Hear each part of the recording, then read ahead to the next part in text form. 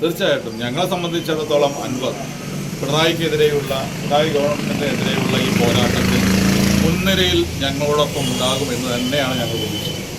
അദ്ദേഹത്തിൽ നിന്ന് അത്തരമൊരു തീരുമാനം ഉണ്ടാകും എന്നാണ് പ്രതീക്ഷിക്കുന്നത്, ഞങ്ങൾ ആഗ്രഹിക്കുന്നത്. ഞങ്ങൾ നേരത്തെ പറഞ്ഞാണ് അദ്ദേഹത്തിനൊരു ആശങ്ക വേണ്ട, UDF അദ്ദേഹത്തെ ചേർത്ത് നിർത്തും എന്ന് ഞങ്ങൾ ആവർത്തിച്ച് പറഞ്ഞിട്ടുള്ള കാര്യമാണ്.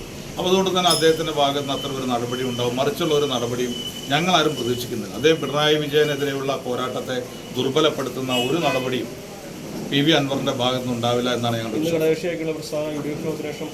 അല്ല, അത്തരം കാര്യങ്ങളെക്കുറിച്ചൊക്കെ ഞങ്ങൾ പറയേണ്ട കാര്യങ്ങളൊക്കെ നേരത്തെ പറഞ്ഞതാണ്. ഞാൻ പറഞ്ഞല്ലോ, UDFുമായി ബന്ധപ്പെട്ട് അദ്ദേഹത്തെ ചേർത്ത് നിർത്തുവാനും അദ്ദേഹത്തിൻ്റെ ആശങ്കകൾ പരിഹരിക്കുവാനും അദ്ദേഹം ഒരു വലിയ മുദ്രാവാക്യം ഉയർത്തിയ ഒരു രാഷ്ട്രീയം അദ്ദേഹം പറഞ്ഞു. അതുമായി ബന്ധപ്പെട്ട് അദ്ദേഹത്തിന് രാജിവെച്ച് പുറത്തു പോകേണ്ടി വന്നു. അപ്പോൾ ആ പോരാട്ടത്തിൽ അദ്ദേഹത്തെ ഒറ്റപ്പെടുത്തുക എന്നുള്ള സമീപനം UDFിനില്ല. ഒരു കാരണവശാലും അദ്ദേഹത്തെ ഒറ്റപ്പെടുത്തുക എന്നുള്ള സമീപനമില്ല. ഈ പോരാട്ടത്തിൽ UDF നടത്തുന്ന ഈ പോരാട്ടത്തിൽ ഞങ്ങളോടൊപ്പം ചേർന്ന് നിൽക്കുക എന്നുള്ളതാണ് ഏറ്റവും പ്രധാനപ്പെട്ട കാര്യം. അദ്ദേഹത്തിന്റെ ഭാഗത്ത് അത്ര ഒരു തീരുമാനം ഉണ്ടാകുമെന്ന് തന്നെയാണ് ഞങ്ങൾ പ്രതീക്ഷിക്കുന്നത്. അദ്ദേഹത്തിന് ഇപ്പോഴും പ്രതിപക്ഷ നേതാവിനെതിരെയാണ് എപ്പോഴും പറഞ്ഞുകൊണ്ടിരിക്കുന്നത്. പ്രതിപക്ഷ നേതാവിനെ എല്ലാവരും തടസ്സം സൃഷ്ടിക്കുന്നു, ഗൂഢാലോചന നടത്തുന്നു, അദ്ദേഹത്തെ UDFിലേക്ക് എടുക്കുന്നതിൽ ഒക്കെ പ്രതിപക്ഷ നേതാവ് മുഖ്യമന്ത്രിക്ക് പറയുന്നത് പോലെ തന്നെ ഇപ്പോൾ പ്രതിപക്ഷ നേതാവിനെതിരെയും പറഞ്ഞു തുടങ്ങിയിട്ടുണ്ട്. എങ്ങനെ അംഗീകരിച്ചു പോകാൻ കഴിയുമോ? അപ്പോൾ ഞാൻ അത്തരം കാര്യങ്ങൾ വീണ്ടും പറഞ്ഞ് അത് കൂടുതൽ സങ്കീർണമാക്കുന്നുണ്ട്. പ്രതിപക്ഷ നേതാവ് പറയുന്ന കാര്യങ്ങൾ പാർട്ടി ആലോചിച്ചെടുത്ത് പറയുന്ന കാര്യങ്ങളാണ്. അപ്പോൾ അതുകൊണ്ട് കൂടുതൽ സങ്കീർണമാക്കേണ്ട കാര്യമില്ല. അത് അദ്ദേഹത്തിന് എന്തെങ്കിലും തെറ്റിദ്ധാരണകൾ ഉണ്ടെങ്കിൽ ആ തെറ്റിദ്ധാരണകളൊക്കെ തിരുത്താനും നേതൃത്വം തയ്യാറാണ്. അദ്ദേഹം ഞങ്ങളുടെയൊക്കെ ഒരു അഭ്യർത്ഥന ഞാൻ പറഞ്ഞല്ലോ, ഈ ഒരു പോരാട്ടത്തിൽ അദ്ദേഹം UDFിനോടൊപ്പം ചേർന്ന് നിൽക്കാം. ഒരു കാരണവശാലും ഈ പോരാട്ടത്തെ ദുർബലപ്പെടുത്തുന്ന ഒന്നും PV അൻവറിൻ്റെ ഭാഗത്തുനിന്ന് ഉണ്ടാവരുത് എന്നാണ് ഞങ്ങൾ ആഗ്രഹിക്കുന്നത്. ഞാൻ പറഞ്ഞല്ലോ, അത്തരം കാര്യങ്ങളോ അത്തരം വിശദാംശങ്ങളൊന്നും പറയേണ്ട കാര്യമില്ല. ഈ ഒരു പകൽ കാത്തിരിക്കണമെന്ന് അദ്ദേഹം പറയുന്നത് ഞങ്ങൾ പ്രതീക്ഷയോടുകൂടി കാത്തിരിക്കുക. അല്ല, ഞങ്ങൾ അത്തരം കാര്യങ്ങളൊക്കെ ഈ പറഞ്ഞ കാര്യങ്ങൾ ഉൾപ്പെടെ പ്രതിപക്ഷ നേതാവ് അദ്ദേഹത്തോട് ഷെയർ ചെയ്താണ്. അപ്പോൾ തീർച്ചയായിട്ടും അത്തരം കാര്യങ്ങളൊക്കെ അദ്ദേഹത്തിന് അറിവുള്ള കാര്യമാണ്. എന്തൊക്കെ ഞങ്ങൾക്ക് എത്ര വരെ മുന്നോട്ട് പോകാം, UDFിൻ്റെ പരിമിതി എന്താണ്, UDFിന് എത്ര വരെ മുന്നോട്ട് പോകാൻ പറ്റും എന്നുള്ള കാര്യങ്ങൾ അദ്ദേഹത്തോട് പറഞ്ഞിട്ടുണ്ട്. ആ പറയുന്നതോടൊപ്പം തന്നെ ഞങ്ങൾ ആവർത്തിച്ച് പറഞ്ഞിട്ടുള്ള കാര്യം, ഒരിക്കലും ഇത്രയും വലിയൊരു പോരാട്ടത്തിന് നേതൃത്വം കൊടുത്ത അൻവറിനെ പാതി വഴിയിൽ വിട്ടു പോവുക എന്നുള്ള UDFിൻ്റെ നയമല്ല. പക്ഷേ ഞങ്ങൾക്ക് ഞങ്ങളുടേതായ ചില പരിമിതികൾ, ആ പരിമിതികൾ കാത്തു നിന്നുകൊണ്ട് അദ്ദേഹത്തെ സംരക്ഷിച്ച് മുന്നോട്ട് പോകും. അല്ല, ഞാൻ തീർച്ചയായിട്ടും ഞാൻ പറഞ്ഞല്ലോ, ഇത് ഒരു അൻവർ ഉയർത്തിയ ഒരു രാഷ്ട്രീയം, ആ രാഷ്ട്രീയത്തിൻ്റെ ഭാഗമായി അൻവർ രാജിവെച്ച ഒരു സീറ്റിൽ തെരഞ്ഞെടുപ്പ് നടക്കുന്നു. ആ തെരഞ്ഞെടുപ്പിൽ പിണറായി വിജയന് കനത്ത മറുപടി നൽകുക എന്നുള്ളതിൻ്റെ ഏറ്റവും വലിയ അതിന് മുന്നിൽ നിൽക്കേണ്ടത് ആരാണ്? PV അൻവർ തന്നെയാണ്. അപ്പോൾ UDF ഒരു സ്ഥാനാർത്ഥിയെ നിർത്തി മുന്നോട്ട് പോകുമ്പോൾ അതിന് നേതൃത്വം കൊടുത്തുകൊണ്ട് വലിയ ഭൂരിപക്ഷത്തോടു കൂടി നമ്മുടെ UDF സ്ഥാനാർത്ഥിയെ വിജയിപ്പിക്കുക എന്നുള്ള ഒരു പ്രവർത്തനത്തിന് അദ്ദേഹത്തിൻ്റെതായ പിന്തുണ ഉണ്ടാകണം എന്ന് തന്നെയാണ് ഞങ്ങൾ ആഗ്രഹിക്കുന്നത്.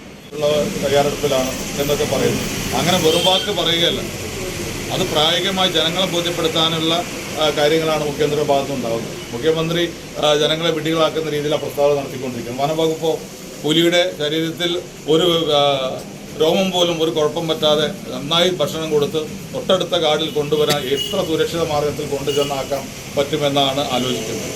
ഏറ്റവും ചുരുങ്ങിയത് ഞങ്ങളുടെ ആവശ്യമൊക്കെ മറ്റു പലതുമാണ്. ഞങ്ങൾ ജീവനോടെ ഇത്തരം വന്യമൃഗങ്ങളെ പിടികൂടരുത് എന്ന് തന്നെ വനം വകുപ്പ് ഉദ്യോഗസ്ഥരോട് പറഞ്ഞതാണ്. മനുഷ്യരെ കൊല്ലുന്ന മൃഗങ്ങളെ ഇത്തരത്തിൽ വനമേഖലയിൽ നിന്നും മാറി മനുഷ്യർ വാസിക്കുന്ന സ്ഥലങ്ങളിൽ വരുന്ന മൃഗങ്ങളെ നിങ്ങൾ കൈകാര്യം ചെയ്യേണ്ട രീതി വേറെയാണ് എന്ന് ഞങ്ങൾ പറഞ്ഞതാണ്. ഏറ്റവും ചുരുങ്ങിയത് മ്യൂസിയത്തിലെങ്കിലും സൂവിലെങ്കിലും ആക്കി കഴിഞ്ഞാൽ, ഏത് സൂവിലെങ്കിലും ഉണ്ടാക്കി കഴിഞ്ഞാൽ ആളുകൾക്ക് ആശങ്ക കുറയും.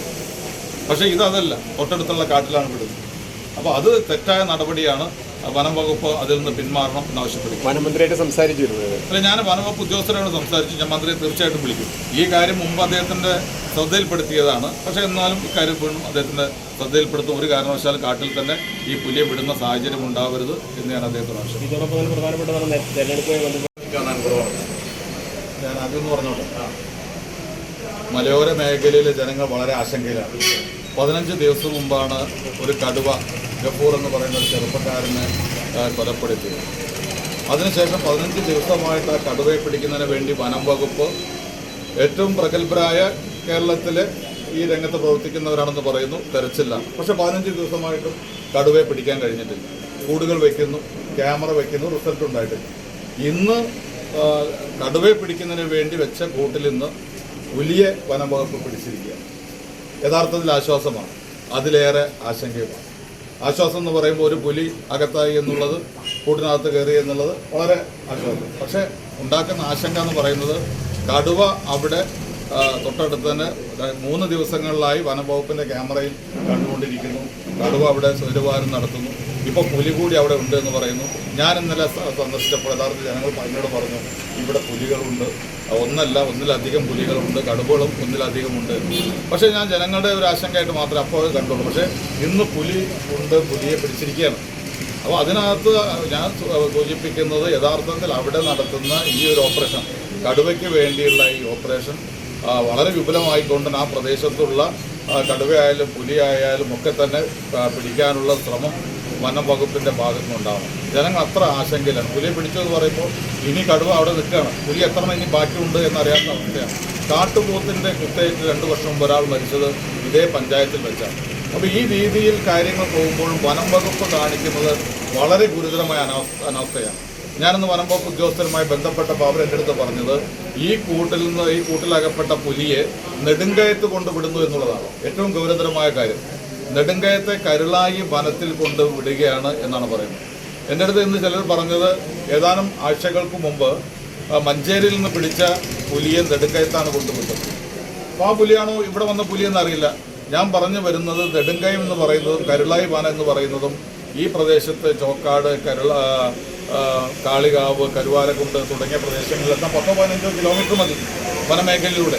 അപ്പോൾ അങ്ങനെയുള്ളൊരു സാഹചര്യം വനം വകുപ്പിനെ ഇതൊക്കെ നന്നായിട്ട് അറിയുമ്പോഴും പിടിച്ച പുലിയെ വീണ്ടും തൊട്ടടുത്തുള്ള കാടുകളിൽ കൊണ്ടുവിടാനുള്ള തീരുമാനം വനം വകുപ്പ് ഉപേക്ഷിക്കണം. അത് ജനങ്ങളിൽ വളരെ വലിയ ആശങ്ക ഉണ്ടാക്കും. കടുവ ഒരാളെ കൊലപ്പെടുത്തിയപ്പോൾ തന്നെ ജനങ്ങളുടെ എല്ലാ രീതിയിലുള്ള നിയന്ത്രണം വിട്ടതാണ്.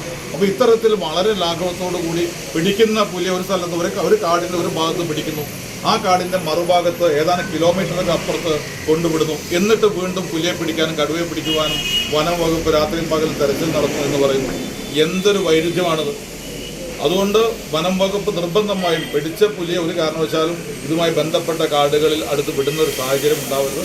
അത് ജനങ്ങൾക്കിടയിൽ വലിയ ആശങ്ക ഉണ്ടാക്കുന്നുണ്ട്. അതോടൊപ്പം തന്നെ ഈ ഓപ്പറേഷൻ കൂടുതൽ ശക്തിപ്പെടുത്തണം. കാരണം ഒരു കാര്യം വ്യക്തമായി, കടുവയെ കൂടാതെ മറ്റ് വന്യമൃഗങ്ങളും യഥേഷ്ടം സ്വൈരവിഹാരം നടത്തുന്നു എന്നുള്ളത് വളരെ ആശങ്കയും പ്രയാസവും ഉണ്ടാക്കുന്ന ഒരു കാര്യമാണ്. ജനങ്ങൾ ഭീതിയിലാണ്. അതുകൊണ്ട് ശക്തമായ ഇടപെടലുകൾ വനം വകുപ്പിൻ്റെ ഭാഗത്തുനിന്നുണ്ടാവണം എന്ന് ഞാൻ ആവശ്യപ്പെടുകയാണ്.